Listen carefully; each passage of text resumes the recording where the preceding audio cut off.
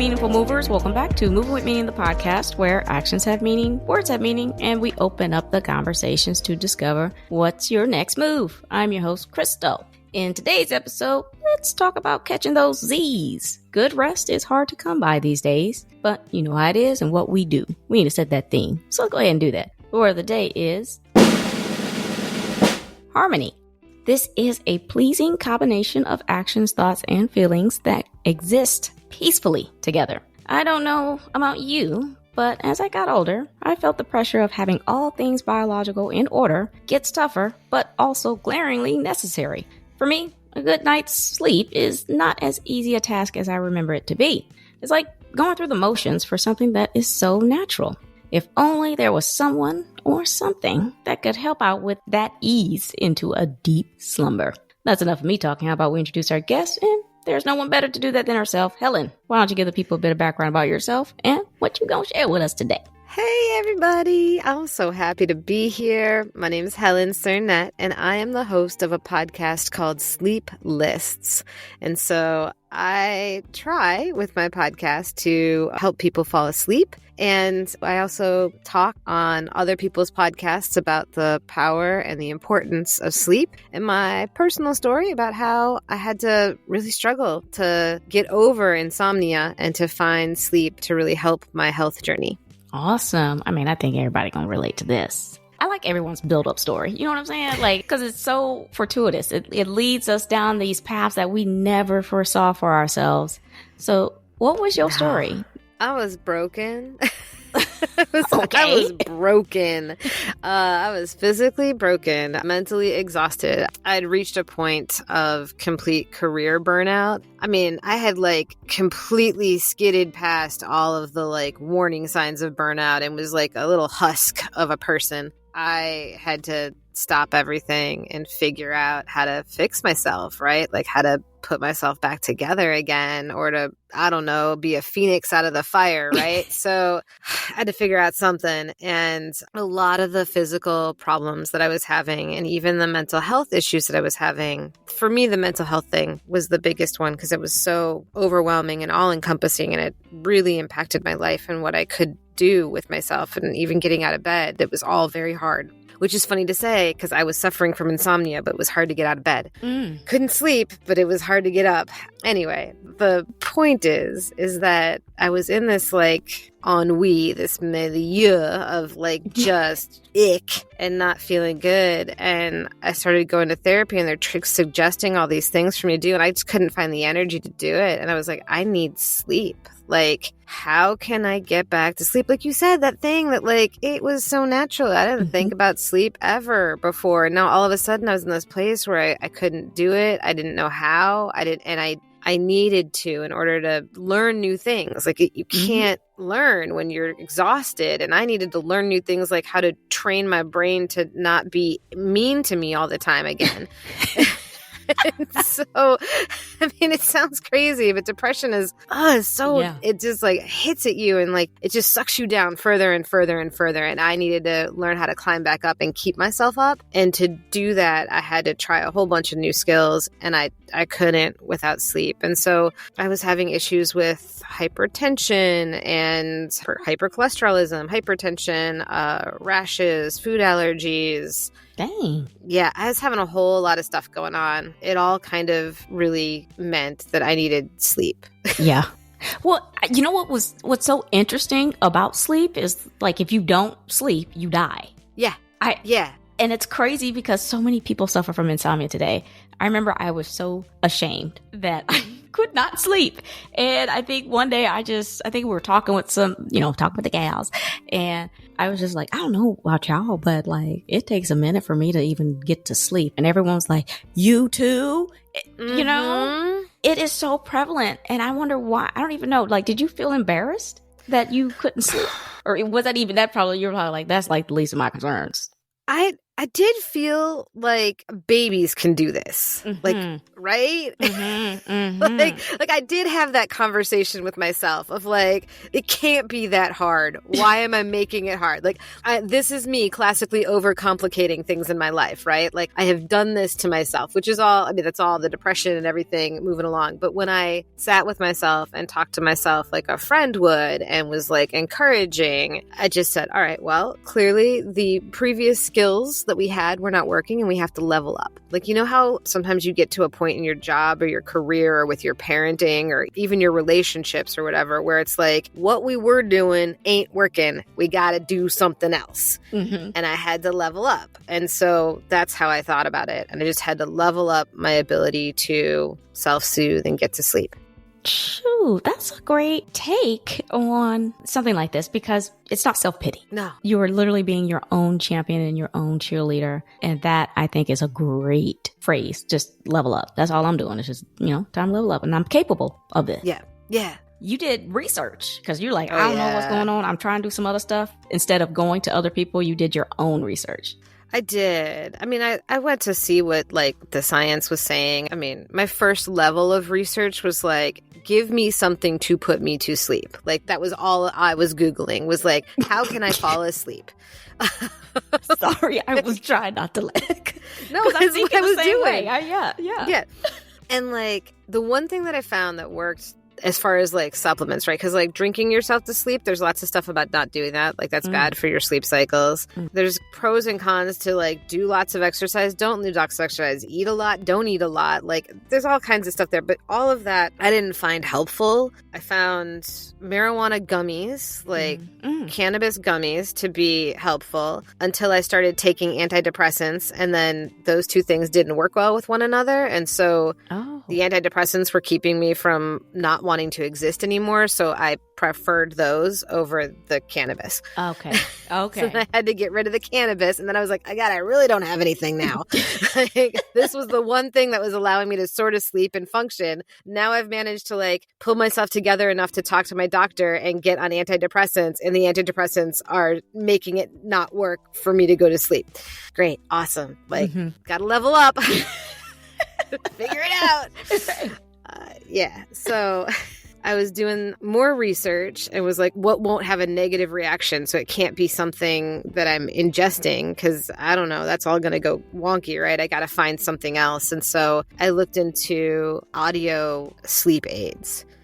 And there's lots of audio sleep aids out there. There's pre-sleep meditations. There's also like pre-sleep yoga workouts. Sometimes I do those in combination with Sleeplists. But I didn't find anything that like really scratched that itch of needing to go to sleep and helped me get there. I tried white noise and different colored noises. I tried just music. I tried just stories. I tried stories with music. I tried things in other languages, like maybe just people babbling would work. Like I tried a lot of different things.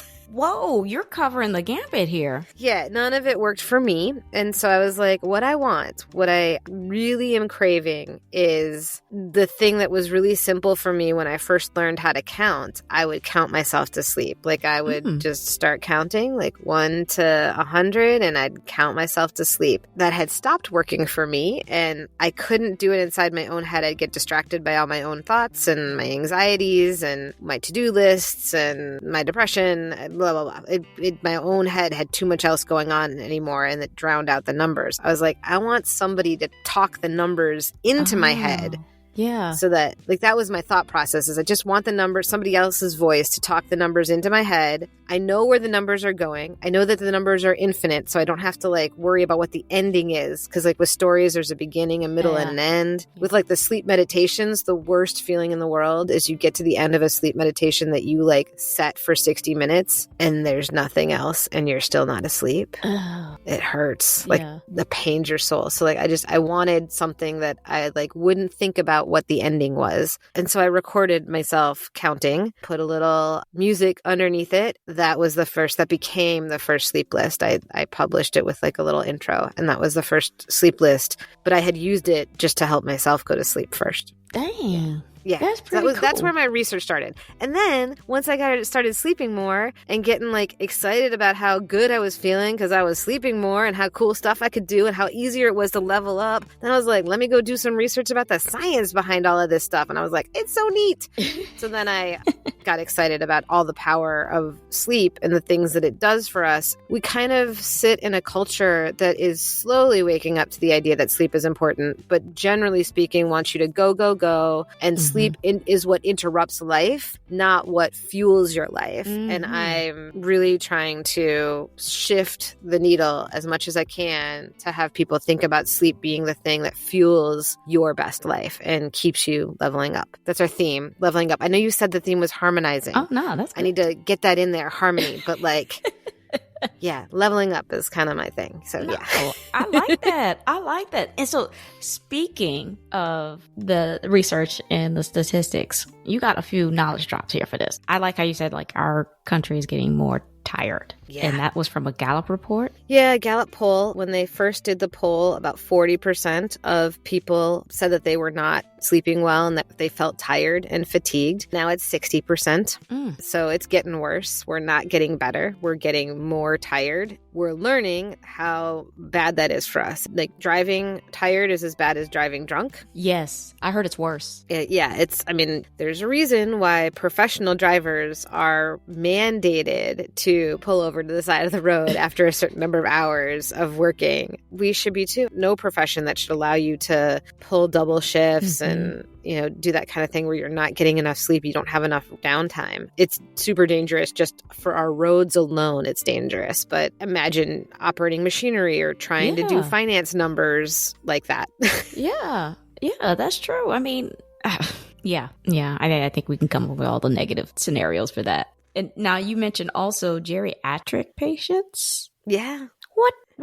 How did this come up? I would think they go to sleep good. I don't know. That's what I'm just thinking. No, so a part of it was me just figuring out, let's see if I pull up the point, but like I found out that like as long as we're living, keep on getting better because otherwise like things degrade, right? And that's one of the things that happens is that elderly patients report a lot of trouble sleeping and not getting a lot of help for it. Like they're just sort of left out to dry. And as a woman who is actively croning myself and will someday be an elderly patient, I hope, I just didn't sit well with me. Of course not. Yeah, and it's bad because their cells are all like old too. So when you sleep, that's when you clean, like your body does like its major cleanup. It does all of its like supporting of your brain cells and stuff. And so if you're not sleeping enough, there's huge ties between lack of sleep and dementia. And also in the degeneration of our bodies, which is, as you get older, it's happening more anyway. And so those failures in the metabolic system lead to all kinds of other chronic and inflammatory diseases. Right. I mean, that makes sense with the quality of life going down for sure. That's a huge differentiator. That's my fear is my quality of life. Like when I get to that age, everyone like, these are supposed to be your golden years. And it's like, I'm not seeing anybody golden yet. Right. I get that's the goal, but who, right? Yeah.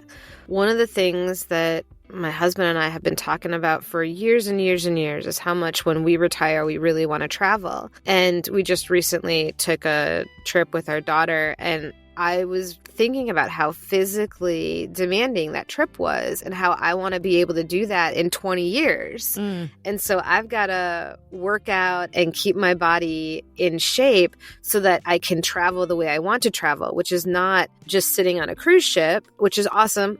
No shame or shade to throw at anybody who takes cruises. Like, I love you. But like the way that my husband and I really want to travel is very active. It's hiking, it's climbing stairs, it's lugging our own luggage wherever we go, being able to not necessarily backpack our way through Europe or anything, but definitely be independent of help. And so to be able to do that I was really struck by, oh my gosh, I need to keep up this pace of recovery and more. Like I have to grow in order to have the retirement that I want to have. Yeah. And those golden years are so, like you said, they're supposed to be the best. And you want to really, milk them for what you can get out of them. That's why we're working so hard. Yes. Is for that.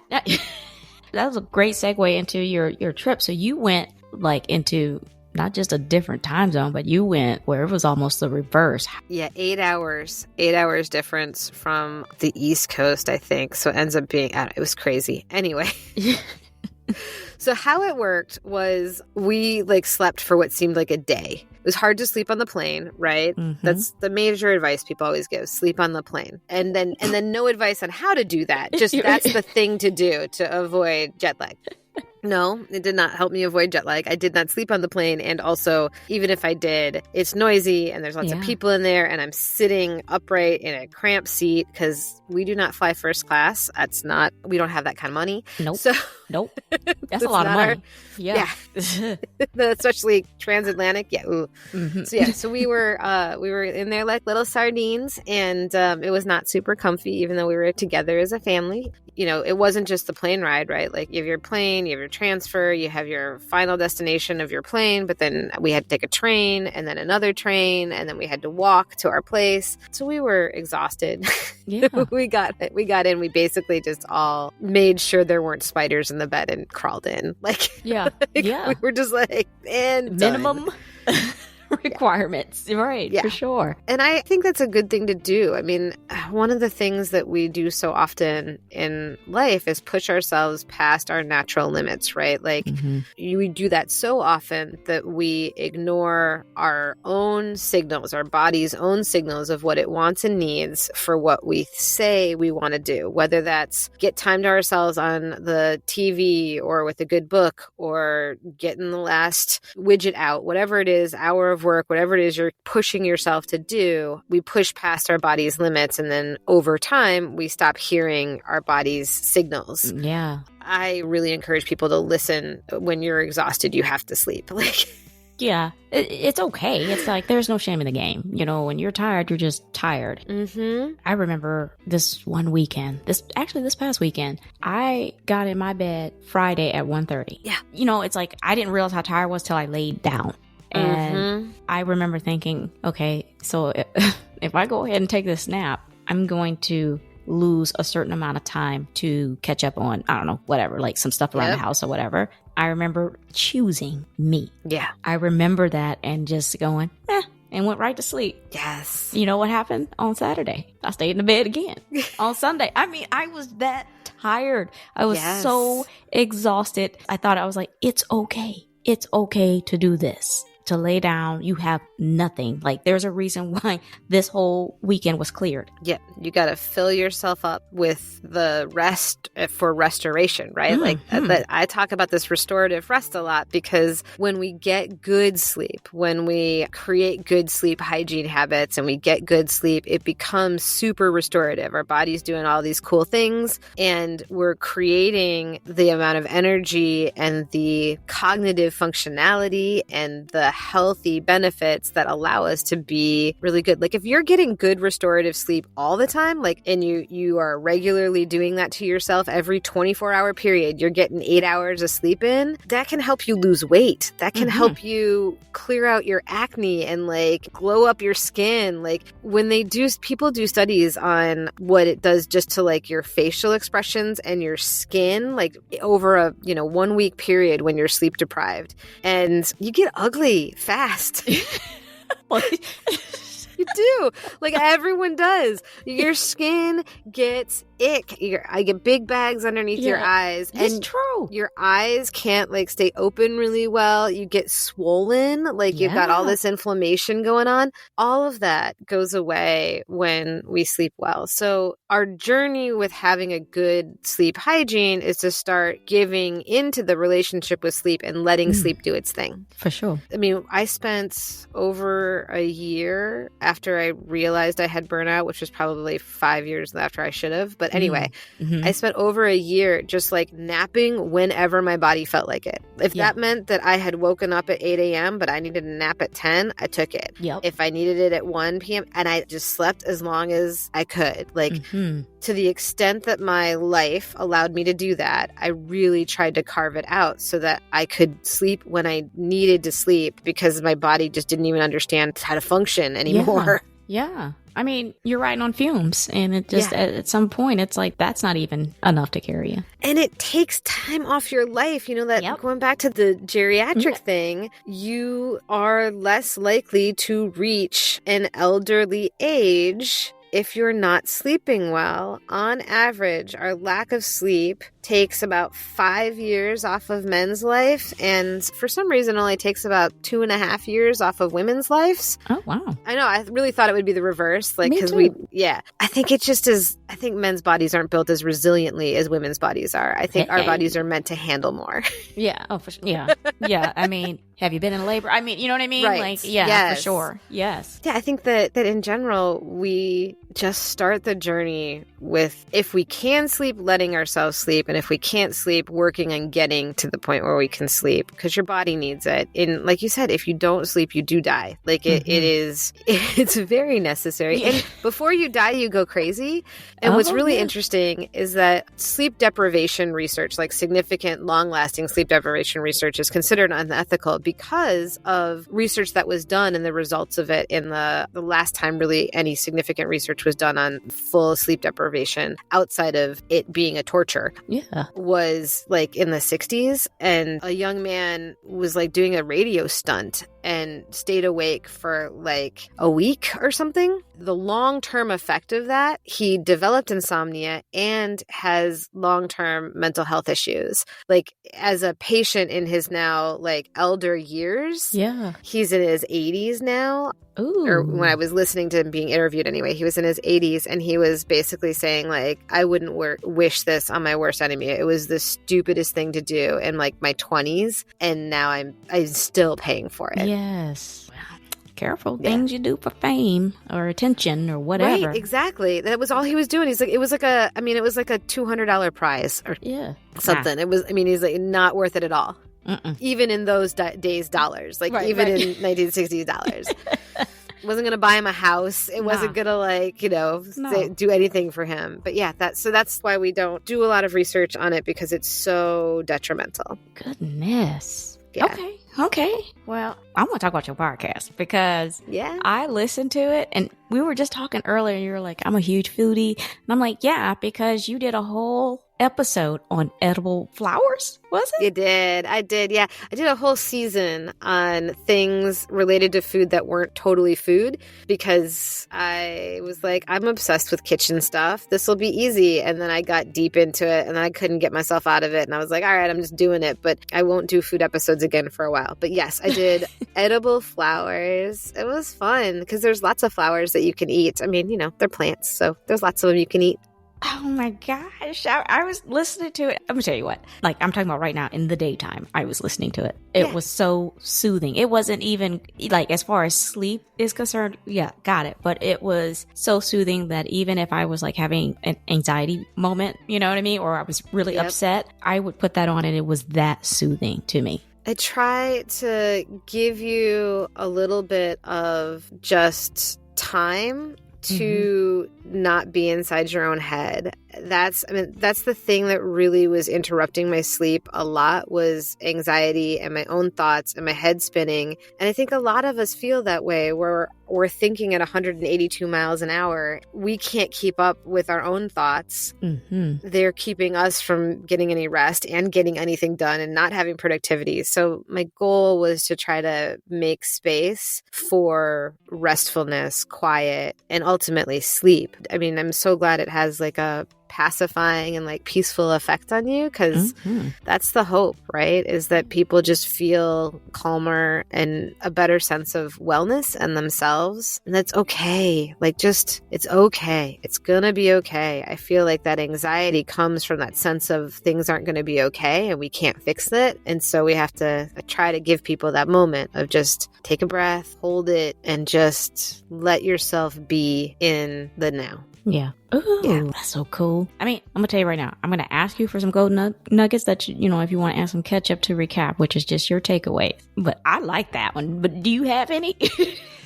I just want people to think about what they could achieve if they had the energy and the drive and the wellness that they deserve in life, and then make room for sleep so that they can get it, right? That's my whole thing, is make room for sleep. And if you're trying to make room for sleep, check out my podcast and anything else that can help you, because it's not really about doing it perfectly. It's just about taking those steps to get to that next level. For sure. Well, that's the episode today. Who would have thought sleeping would be so complex? There is nothing more frustrating than your body being extremely exhausted, but your mind is still running on high octane. Truly, there is no one size fits all when it comes to what works for each of us. I'm just glad that we have Helen here to give us another option to get some rest. Because if you're not snoozing, well, you're losing. I truly appreciate Helen for sharing her personal journey and inspiration to the benefits of sleep. I know that the demand for our presence seems to be at the top of everyone's list. We've got to make sure that we show up for ourselves and fill up our cup first. There's never a good time, and we keep putting things off until we realize that there is no more runway. Why wait until then? What are some things you can implement in your day to help give you time to simply rest? Really, I challenge you to answer that question for yourself. Even if you have found a way to relax your thoughts and allow yourself to be in the moment for the great sleep. I'd love to hear all about it. I love it all, and so will someone else. Before I let you go, Helen, why don't you go ahead and remind the people who you are, where they can find your resources or reach out to you? Absolutely. I'm Helen Sernett, and you can find everything related to my podcast, Sleeplists, at sleeplists.com. Girl, tell these people what you got planned for this podcast before you go too. Ooh, we're working on season 4 right now. I've got so many nice ideas. I just got to get them out there. I got to do it. But I'm working on season 4, but there's 3 seasons out there to help you get to sleep. So don't delay. Fantastic. I'll make sure to include all of Helen's resources and connections in the episode description, as well as on my website's resources page, movingwithmeaning.com. Make sure you guys subscribe to the show, Moving With Meaning, the podcast, and tap that alert bell so you know when these episodes drop. I am on Apple Podcasts, Amazon Music, Spotify, and YouTube Music. Please share, like, repost, and follow. Tag someone. We're creating a community. Quick housekeeping before you go. Follow me on Instagram at movingwithmeaning82 and on Pinterest at Author KB Clark. Also, connect with me on LinkedIn. I do dabble in TikTok at Krystal B. Clark. My Etsy store has some handy dandy digital downloads. Lastly, run over to my YouTube channel and have a look or two. Links are in the episode. Alrighty, I'm Krystal on Moving With Meaning, the podcast, reminding you to take it one step at a time. All moves have meaning. Check y'all later.